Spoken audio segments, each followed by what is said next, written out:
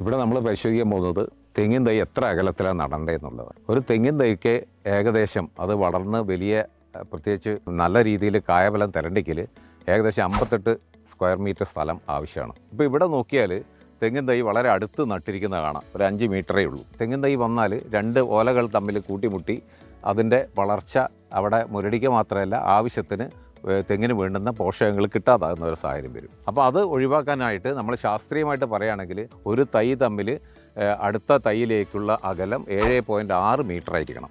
അങ്ങനെ വരുമ്പോൾ ഏകദേശം 170-178 തെങ്ങ് നമുക്ക് 2.5 ഏക്കർ സ്ഥലത്തിൽ വെക്കാൻ പറ്റും. അപ്പോൾ ഒരു കാരണവശാലും തെങ്ങ് അടുത്ത് നടരുത്. തെങ്ങിന് ആവശ്യമുള്ള സ്ഥലം നിർബന്ധമായിട്ടും കൊടുക്കണം. നമ്മളെ കേരളത്തിൽ ഏറ്റവും ഉൽപ്പാദനക്ഷമത കുറയാനുള്ള പ്രധാന കാരണങ്ങളിൽ ഒന്ന് അടുത്തടുത്ത് തെങ്ങ് തൈ നടുന്നതാണ്.